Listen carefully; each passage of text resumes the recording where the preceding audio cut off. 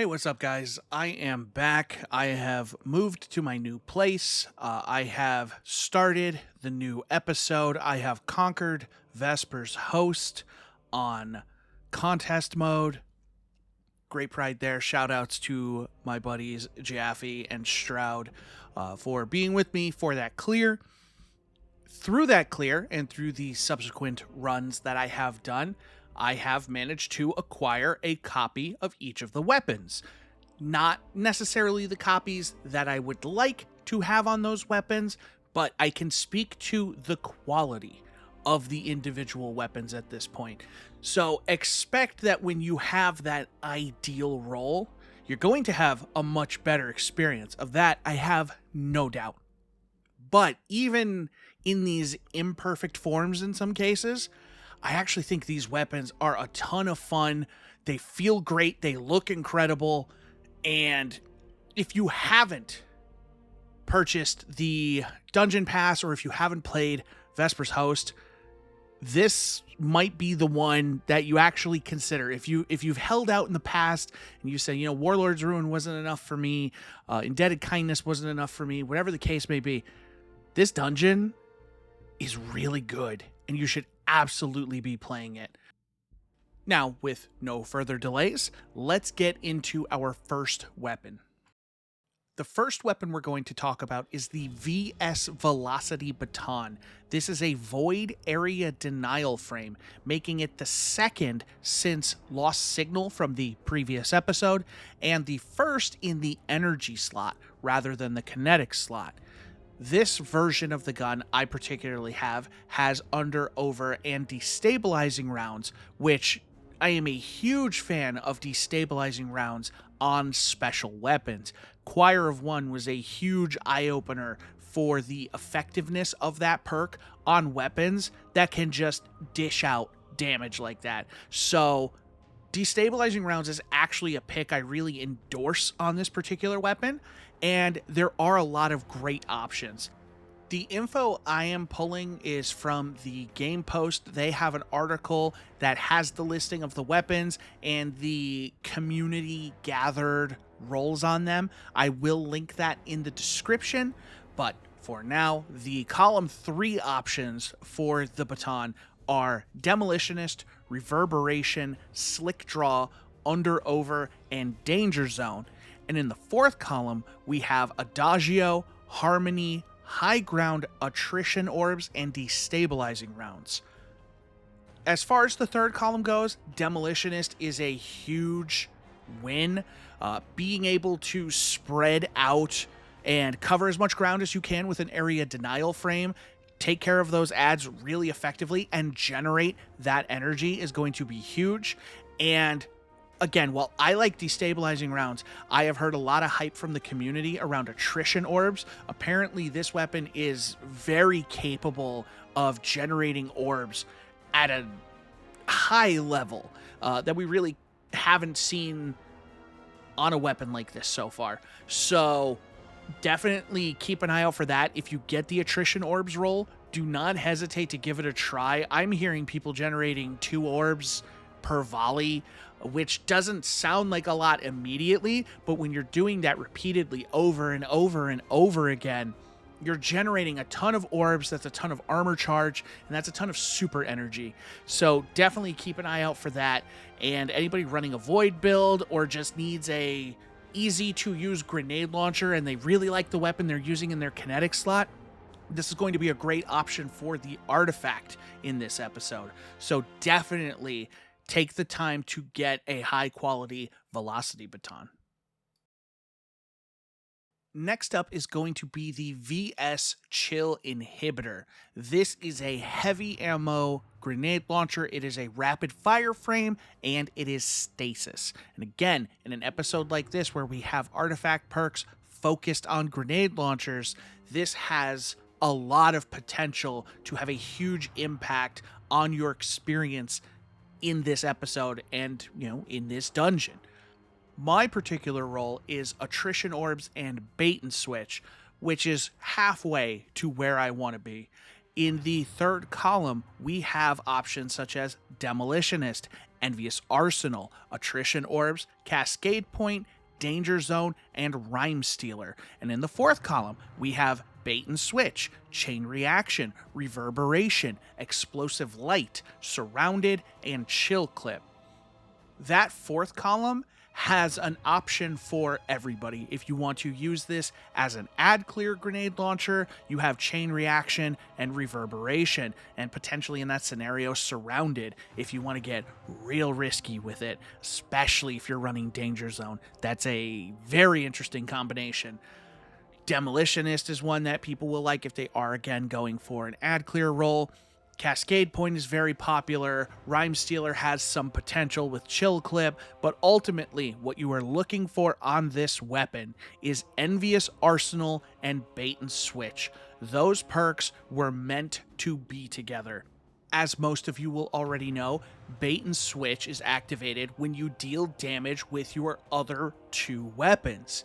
And it just so happens that Envious Arsenal reloads the weapon when you deal damage with your other two weapons. So while you are taking the opportunity to proc Bait and Switch, you are also reloading this weapon. It is a perfect combination for a high damage output weapon.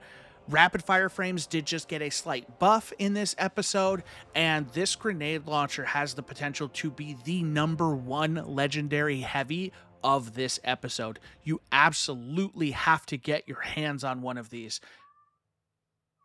My cat is meowing in the background, forgive me.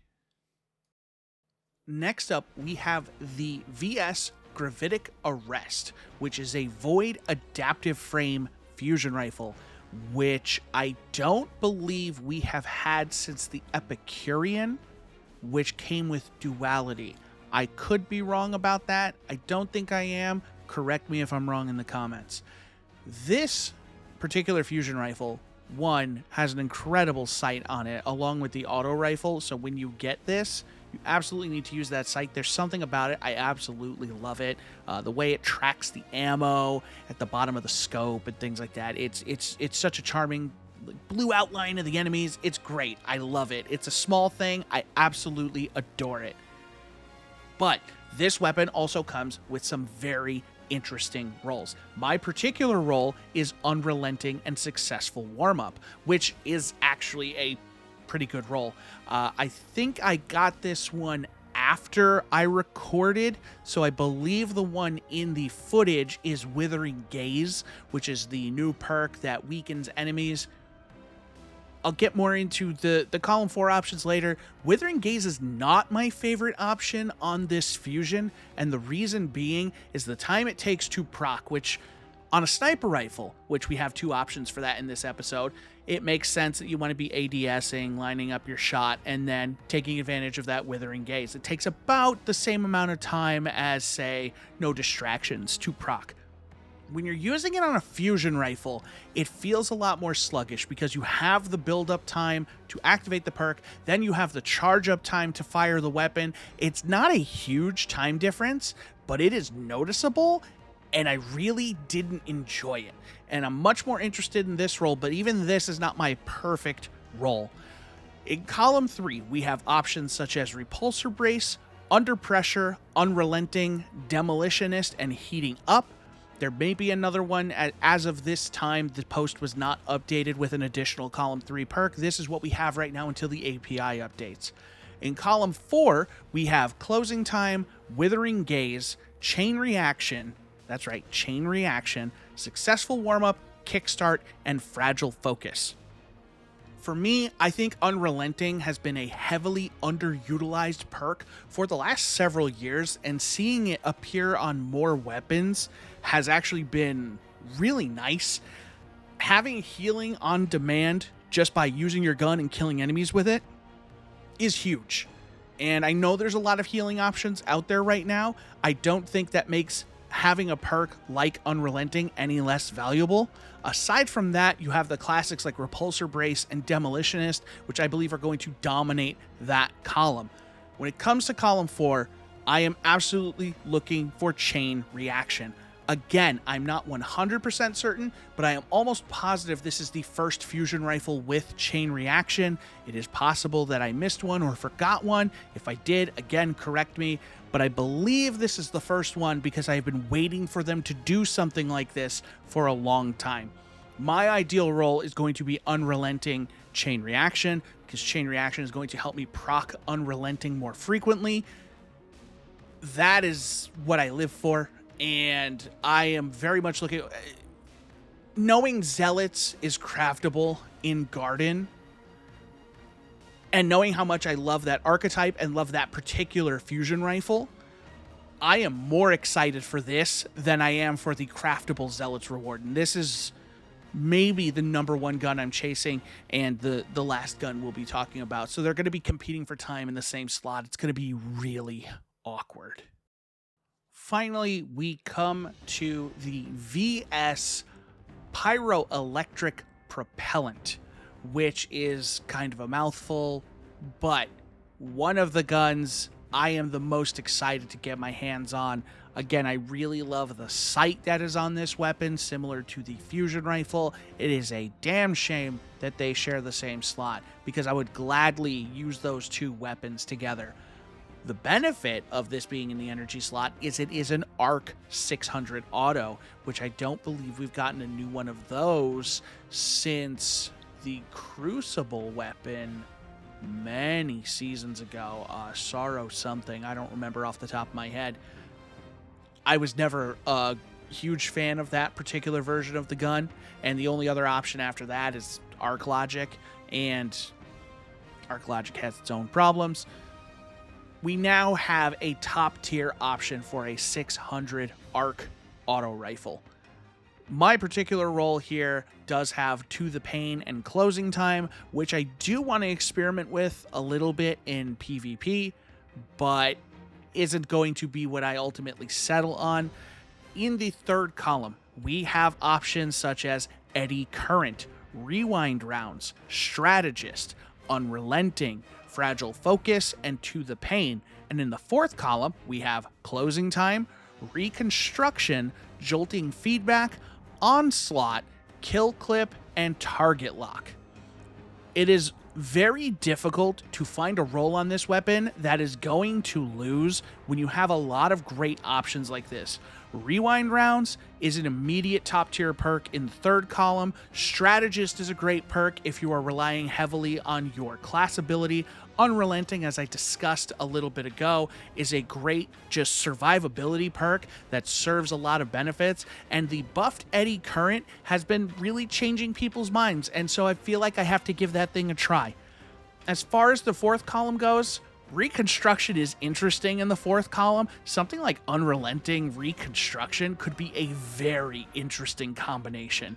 You have the obvious combo of Rewind and Onslaught, or Eddy Current and Onslaught, as you will likely be amplified almost the entire time you're using this weapon, granting yourself additional reload speed. And in addition to the reload speed you get from Onslaught, you're going to be loading that weapon so fast you're going to be able to maintain those higher stacks. Personally, I am interested in Jolting Feedback, and with either Rewind Rounds or Unrelenting, and I'd settle for Eddy Current if that was all I got. Jolting Feedback is like Volt Shot, but before the reload. Dealing damage creates a jolt on targets, and being amplified causes that to happen faster. Being able to jolt those targets, damage, and defeat them is going to proc Unrelenting more frequently. Having Rewind Rounds is going to mean I can proc Jolting Feedback multiple times, potentially on a single mag. And Eddy Current gives me the option to take advantage of the arc synergy and reload that weapon, keep that uptime going. This feels like a great auto rifle. I haven't used an auto that has felt this good right away. I love this thing, and as far as primaries go, I feel like this could end up being one of my favorites. As a traditionally SMG guy or a 720 auto guy, I don't usually use 600s in PvE. This weapon feels like it's going to change that. All that being said, you guys are going to make your decisions. You're going to pick your perks that you want to target Remember, Vesper is farmable. So once you get your first clear, you can continue to clear it and get new loot drops from encounters. And remember, final encounter is 2 drops. So you have double the chance potentially to get one of the weapons. If you guys have a particular role that you are targeting, let me know. If you're interested in some of the roles I'm targeting, let's compare notes a little bit. Let's see how we're looking to build that whole thing out. I appreciate your guys' patience. If you've been waiting for this video, I know it has been several weeks. Things being what they were with the move and everything, I wanted to get settled, and I wanted to wait for the new content so I had something meaningful to talk about. This is more than meaningful. I will have more videos coming on the episodic weapons, on the reprise weapons. I actually got very lucky and got my God Roll Chroma Rush very early, and I have been using that actually in Vesper. It has been incredible. Expect a video on that potentially next week, if not sooner. We'll see how quickly I can get to that. But again, I appreciate you all for being here. Thank you so much. If you liked the video, please click that like button, click that subscribe button if you want to come back and watch another. I appreciate each and every one of you, and thank you so much for watching. I'll catch you on the next one.